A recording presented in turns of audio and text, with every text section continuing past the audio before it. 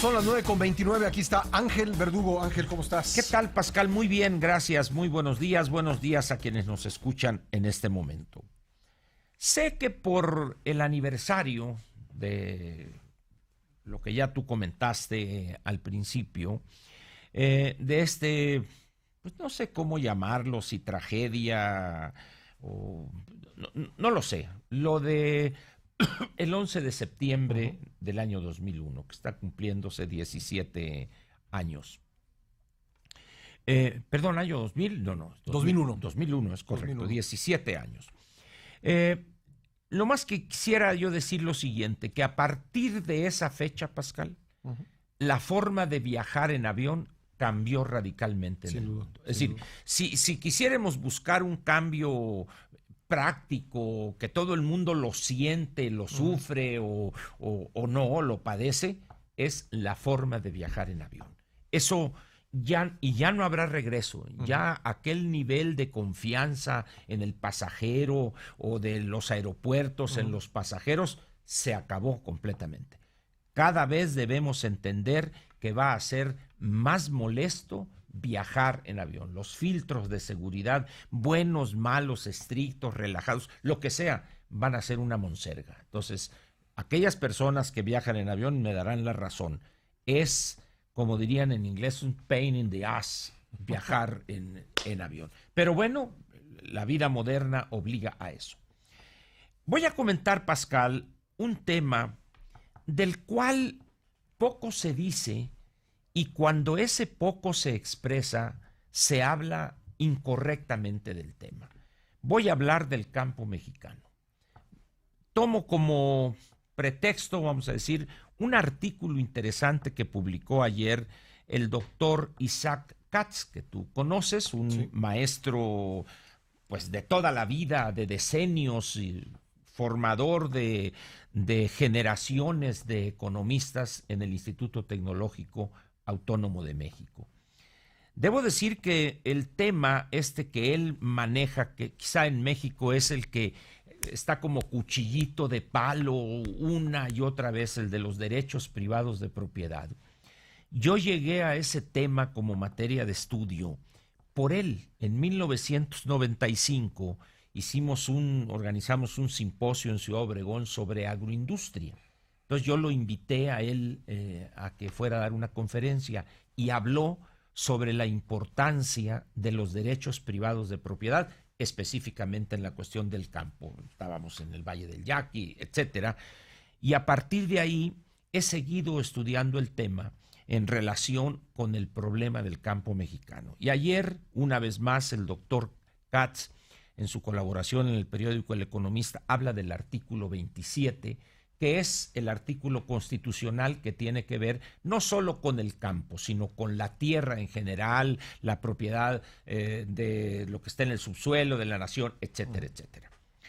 ¿Por qué decido hablar de este tema, Pascal? Primero, me sorprende sobremanera que en esta parte de la transición, la única preocupación de Villalobos o del doctor Villalobos es irse a Ciudad Obregón.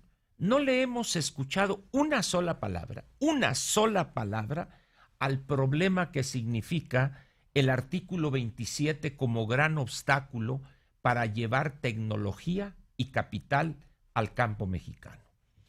Caen en ese garlito de la soberanía alimentaria que ni en los años del presidente Echeverría fue viable eso, menos ahora. Pero también caen en esa trampa, en ese espejismo, es que tenemos una balanza superavitaria agropecuaria. El problema del campo mexicano es un problema ancestral, Pascal. No es un problema si tienes déficit o superávit en la balanza comercial. Mencionan, es que exportamos berries, exportamos esto. Sí, pero ese no es en verdad el campo mexicano. Esos son bolsones de modernidad, donde además la tierra que se utiliza las más de las veces es rentada porque a un particular le impide la Constitución poseer más de 100 hectáreas de riego. Y ese es un lastre que traemos prácticamente desde 1857. se ratifica o se aclara más en el Constituyente de 1917. Para los interesados, la fracción 15ª dice que un particular, no puede poseer más de 100 hectáreas de riego, más de 200 de buen temporal, 800 de bosques, etc.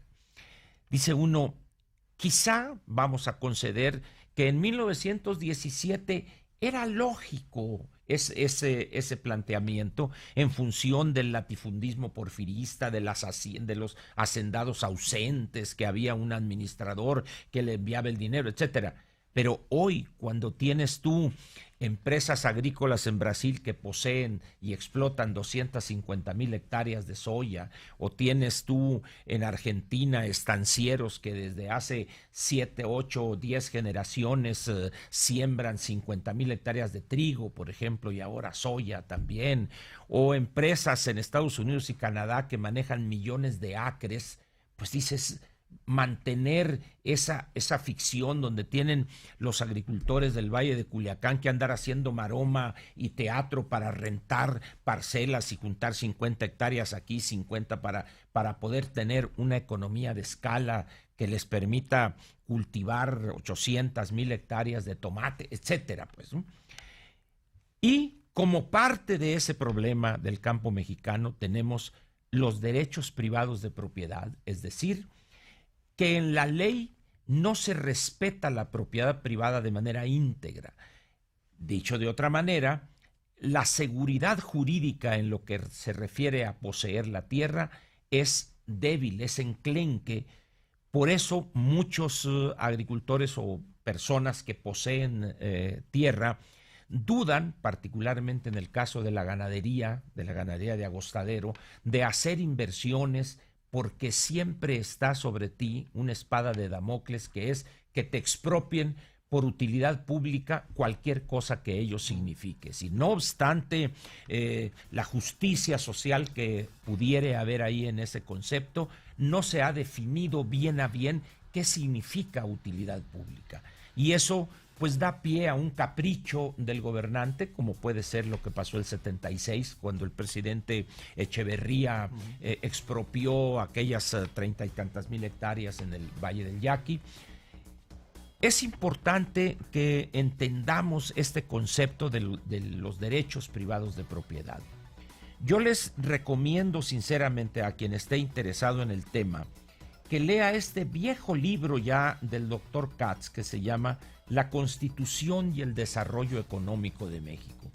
Este es un libro que es una joya ahorita, no ha habido reimpresión por parte de Cal y Arena, que es la editorial.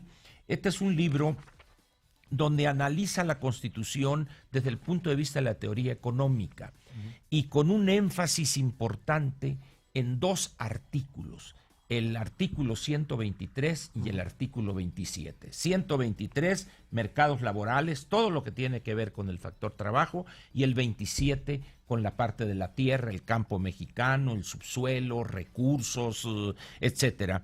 Es un libro de 1999, o sea, ya prácticamente tiene 20 años este libro. Sin embargo, su actualidad es vigente, es decir, es un libro que puede leerse ahorita frente a lo que estamos viendo. En esas condiciones, pues, cuando el doctor Villalobos se preocupa más si va a poder conseguir casa en Ciudad Obregón para vivir o cómo le va a hacer para llevar, cuando lo que tendríamos que estar haciendo, Pascal, es un punto de vista personal, es entrándole por fin al problema del campo mexicano para eliminar ese obstáculo grande que es los límites a la propiedad que un mexicano puede poseer. ¿Y por qué digo esto, Pascal? No porque me oponga yo a que llegue inversión de California o de Chile para las verdes. No, eso qué bueno que se multiplique por los 20 o 25 millones de miserables entre los miserables del país que se debaten en el peor de los abandonos, la marginación en el campo mexicano. Ese es el problema del campo. Ahí es donde hay que eliminar las restricciones en cuanto a la propiedad para que pueda llegar tecnología, capital, y en ese momento empezar a convertir el campo en un espacio económico vivible o habitable, y no lo que es ahorita un lugar o un espacio económico que más bien expulsa mexicanos paupérrimos para irse a los cinturones de miseria y seguir manteniendo en las ciudades esa tragedia, ¿no? Por eso les recomiendo pues que lean al doctor Isaac Katz, y este libro, si lo encuentran en una librería de viejo, La Constitución y el Desarrollo Económico de México. Gracias, Ángel.